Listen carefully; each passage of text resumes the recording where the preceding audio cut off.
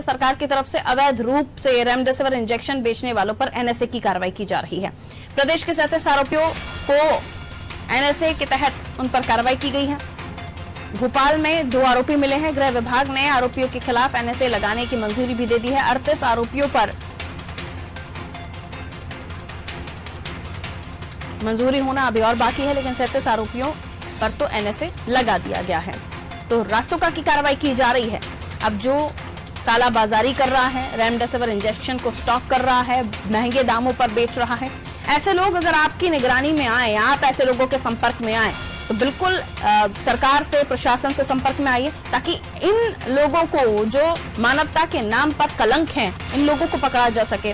चलिए लेकर चलते हैं आपको वैभव गुप्ता के पास। हमारे विशेष संवाददाता हमारे साथ जुड़े हुए। वैभव, सरकार की तरफ से कार्रवाई, जाहिर है कि लोगों को इससे सबक मिलेगा, क्योंकि रासुका ऐसी कार्रवाई है, ऐसी धारा है जिसके तहत देखें तो बहुत आसानी से छूटने वाला नहीं है कोई। और इसी चीज को सबक लेते हुए जो भी कालाबाजारी कर रहे हैं उन्हें पकड़ना भी जरूरी है और उन्हें इस मामले में अरेस्ट करवाना भी जरूरी है। तो हम तो यही अपील करेंगे कि अगर आपको भी कोई ऐसा ऑफर कर रहा है कि इस इंजेक्शन को हम आप तक इतनी कीमत पर पहुंचा रहे हैं और वो डबल ट्रिपल अमाउंट है, तो उन्हें पकड़वाने में सरकार की मदद कीजिए।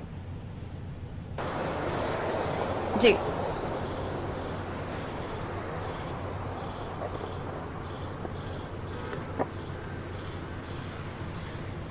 लेकिन पायल जी, सबके बीच में सबसे ज्यादा महत्वपूर्ण है कि आप कैसे जांचेंगे कि जो इंजेक्शन है वो नमक और ग्लूकोज से बनाकर तो नहीं बनाया गया है या फिर वो इंजेक्शन असली है। गुजरात से जो इंजेक्शन आए थे, हालांकि संख्या केवल 700 बताई जा रही है, लेकिन जो सूत्र बताते हैं वो इंजेक्शन वो बताते हैं कि कई हजारों की संख्या में गुजरात से इंजेक्शन आए हैं जिन्हें मध्य प्रदेश में खपाया गया है। चाहे वो मध्य प्रदेश की आर्थिक राजधानी इंदौर की बात की जाए, वहाँ भी बड़ी संख्या में इंजेक्शन आए थे, वहाँ के अस्पतालों में इंजेक्शनों को खपाया गया है। इसके साथ ही हमने जौनपुर में तो देखा, वहाँ जौनपुर किस तरीके से सेफ्टी हॉस्पिटल था, वहाँ पर नकली इंजेक्शनों को खपाया गया है।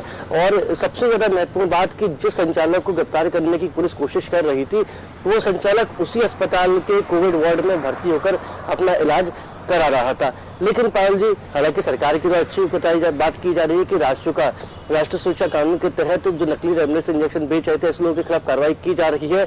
38 लोगों के खिलाफ कार्रवाई हो चुकी है। 37 लोगों के खिलाफ अब मंजूरी मिलने के बाद कार्रवाई की जाएगी। भोपाल से भी 2 आरोपी मिले हैं जिनसे पूछताछ लगातार की जा रही है। लेकिन पायल जी, इन सबके बीच एक महत्वपूर्ण बात ये भी है कि कई लोग ऐसे भी थे जिन्होंने इंजेक्शन बिकवाने में तो मदद की, लेकिन उन्हें ये नहीं पता था कि नकली इंजेक्शन है। उन्होंने अपने परिजनों को भी वो इंजेक्शन दिलवाए हैं और उनसे पैसे भी दिलवाए हैं। तो कहीं ऐसे लोग ना फंस जाए, क्योंकि कई लोग ऐसे भी होते हैं जिनका इस मामले से कोई लेना देना नहीं है, लेकिन वो इतना उन लोगों ने जरूर किया है कि वो इंजेक्शन को उन्होंने बिकवाने में मदद की है। क्योंकि हम देख रहे थे कोरोना काल के दौरान व्हाट्सएप पर कई मैसेज वायरल हो रहे थे कि रेमडेसिविर इंजेक्शन चाहिए, तो इंजेक्शन को लेकर कई अपने परिचितों को भी फोन लगाते थे। उसके बाद ये जो गुजरात के सूरत से जो नकली रेमडेसिविर इंजेक्शन थे, कई इन तक भी दलाल पहुंच रहे थे जिनके माध्यम से इंजेक्शन बिकवाए गए हैं।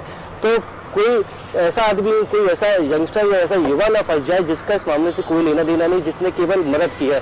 सरकार के द्वारा राष्ट्रीय शिक्षा कानून के तहत कार्रवाई की जा रही है। कई लोगों के खिलाफ कार्रवाई की भी जा चुकी है और कई लोगों के खिलाफ कार्रवाई जल्द ही की जाएगी। तो अब सरकार ने जो कालाबाजारी रोकने के लिए सख्त कदम उठाए हैं, अगर ये कदम पहले उठा लेती तो जिन लोगों की मौत हुई है इस नकली इंजेक्शन लगवाने के बाद, कम से कम उनकी मौत तो नहीं होती, आज वो हमारे भी सकुशल होते। बिल्कुल। और कहीं ना कहीं अब जो इंजेक्शंस मिलने चाहिए वो भी मार्केट से गायब है, जैसे कि पिछली खबर में भी आपने हमें समझाया कि ब्लैक फंगस को लेकर जो इंजेक्शन होने चाहिए वो गायब है, यानी जो मिलना चाहिए वो मार्केट से गायब है और जो आ रहे हैं वो नकली आ रहे हैं। तो ऐसे में जनता करे तो क्या करे, ये भी अपने आप में बड़ी समस्या खड़ी हो गई है और सरकार के सामने भी चुनौती कि इन्हें तो पकड़ना है और ऊपर से जो नकली इंजेक्शन आ रहे हैं उनको भी पहचानना है, ताकि जो लोग बचने के लिए इंजेक्शन का उपयोग कर रहे हैं उनको कहीं और हानि ना हो जाए, उनको कहीं और नुकसान ना हो जाए। चलिए मैं लौटती हूँ आपके पास वैभव, अगली खबर पर भी होगी आपसे बात।